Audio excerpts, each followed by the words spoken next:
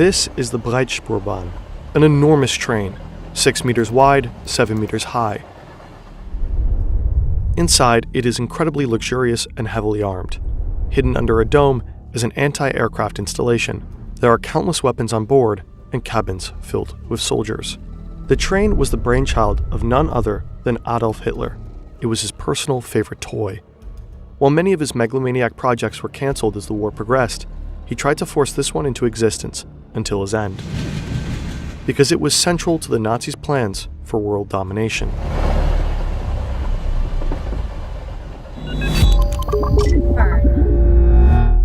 Hitler was well known for his insane infrastructure projects. The German stadium was to be built in Nuremberg alongside the Congress Hall and the Zeppelin Field, with space for 400,000 people. It would have been the largest arena in the world. The Elbe High Bridge in Hamburg would have dwarfed the Golden Gate Bridge. These and many other projects were scrapped when the Nazis started losing World War II, but the Breitspurbahn was different. It was considered one of Hitler's favorite projects. In 1941, it was given top priority. Hitler personally demanded that all forces necessary be deployed to realize it. Although steel was already extremely scarce at the time, his project was granted 84,000 tons. We actually found the original plans for Hitler's monster train. The German historian Anton Joachim Stahler collected from several archives and published them in this book. Although the entire German industry was geared towards warfare, the Nazi leadership commissioned the same companies to develop the Breitspurbahn. Over 100 designs for locomotives and wagons were submitted. The distance between rails is called the track gauge. Even back then, the standard gauge of 1,435 millimeters was already widespread all over the world, with small deviations in some countries. Hitler originally wanted a 4-meter wide gauge for his train. After a lot of back and forth, he was finally persuaded to settle for 3 meters. The train itself was massive too, 6 meters wide and 7 meters tall. The length was up to 420 meters for the passenger trains and over a kilometer for freight traffic. A double-decker, as demanded by the Führer. Today's trains almost seem puny in comparison. Inside, the Breitspurbahn was supposed to be packed with luxury. The first class was located on the upper deck for better views. Here you had the most space, a lush interior with coat racks and comfy armrests. Directly below, usually on the lower deck, was the second class. Still spacious, the third class was a bit narrower. Additionally, there were countless communal areas. You could sip wine, smoke, and lounge on sofas in a bar. Similar setups, just without the bar, were found in a reading and socializing area. The planned dining car was particularly impressive. In the drafts, it was paneled with natural wood, adorned with gold and had chandeliers hanging from the ceiling.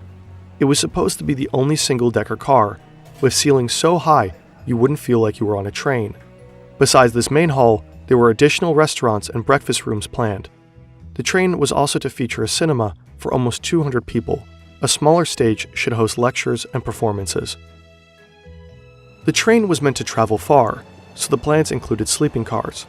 In first class, after a spacious reception area, wealthy Nazis would find roomy sleeping compartments, with sofas, armchairs, a vanity table, and a large window with an outside view. The first class rooms were also supposed to have their own toilet, sink, and shower. The smaller bedrooms in second class only had a sink. Nevertheless, all passengers could freshen up in the bath car. It was supposed to host 4 bathtubs and 20 showers. Additionally, there were layouts for ladies' and gentlemen's hairdressing salons, so the undercut wouldn't suffer during the journey. Also, there were storage and staff rooms. A pastry shop would supply guests with snacks, fresh cakes, and all kinds of drinks. Another highlight was planned at the very end of the train, a fully glazed viewing platform. At this point, we wish we had a smooth bridge to today's sponsor, but that's pretty tough with this topic.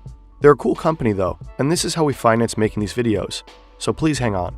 Holzkern makes fantastic fashion accessories featuring natural materials such as wood and marble. They only use FSC certified or residual wood from the furniture industry.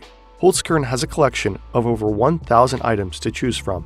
This watch, for example, is made from walnut wood and marble. This ring features maple wood, and this rose gold necklace has a moonstone embedded. Their build quality is great, and due to the natural components, every piece is unique. Through the link in the description below, and with the code FERN, you can get an exclusive discount of 15% on your first order. Thanks to free express shipping, it will be with you within 2 to 5 days. There is a 24-day money-back guarantee, so feel free to try out Holzkern.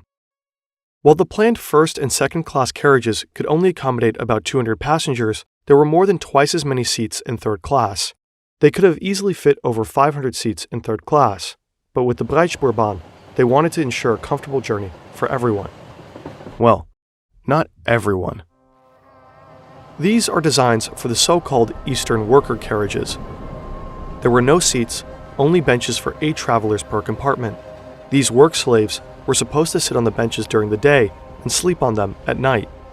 This provided space for a total of 480 work slaves. They did not have access to the rest of the train. Their food was supposed to be cooked in a large kitchen next door, pushed through the train in buckets, and then distributed at a canteen. Let's zoom out at this point. What did Hitler aim to achieve with the Breitspurbahn? Why did he prioritize it so much? On March 24, 1942, Hitler had lunch with his state secretary Hermann Esser and the architect Hermann Giesler in Munich. There he explained, "Just as we need a fast connection to Constantinople, now Istanbul, we need a fast connection between Upper Silesia and the Donets Basin. We need trains that can travel at 200 kilometers per hour. We need to build wider carriages, preferably 2-story from the outset. The upper floor in particular must offer a good view. It must also be possible to use the tracks for double-track freight traffic. Only in this way will it be possible to develop the eastern region, especially economically, in line with our plans. Even if the implementation of this railroad program naturally involves a wealth of difficulties, we must not let this deter us." The Breitspurbahn was key in Hitler's plans to conquer the world. He aimed to replace maritime shipping with trains. His broad-gauge rail network was supposed to stretch across the entire European continent and beyond. There were discussions about a route from the Mediterranean at Gibraltar through Spain, Marseille, the Rhone Valley, to Munich. Here, a huge junction station was supposed to be built. From there, it would head south to Rome, or eastward through Vienna to Budapest, Belgrade, Bucharest, and then to Istanbul. Another route was supposed to run from Brest through Paris, the Ruhr area, to Berlin. From the German capital, Breitspur trains should have gone through Poland and Belarus directly to Moscow. There were plans to extend the Breitspurbahn through Iran into Iraq, targeting the rich oil reserves there. There were ideas to build a railway all the way to Vladivostok on the Sea of Japan. Another line was supposed to reach British-occupied India. The Breitspurbahn was not only planned for passengers, but also for freight transport. Hitler wanted to supply his Reich with raw materials and natural resources from all over Eurasia. At the same time, workers from the east were to be transported to factories and agricultural fields in Germany, hence the Eastern worker carriages. In the other direction, Germans should have spread across half the world by train. It was intended as a tool to mass colonize. As such, the Breitspurbahn was heavily armed, in case they would meet local resistance. It was supposed to carry soldiers and had enormous ammunition chambers. The train could even be used to transport heavy weaponry, such as tanks or whole ships. Ultimately, the train was never built. After the war, some plans were taken to the Soviet Union. Files on the planned routes to France are said to be in Paris. They were not published and apparently not pursued further. That's not surprising. From the beginning, many experts of the German rail company were convinced that most of the Breitspurbahn's areas of operation could also be covered by standard gauge trains. But of course, nobody dared to seriously contradict the Führer and talk shit about his toy. Like so many of Hitler's projects, the Breitspurbahn was a gigantic, embarrassing show of megalomania. The leading Nazi architect Albert Speer said later, "The more monumental and oversized in scale, the more enthusiastic Hitler would be about a project." The Breitspurbahn powerfully illustrates the extent of Hitler's conquest plans. The fact that he pursued such a bizarre project until the last days of the war shows how limitless his greed and madness truly were.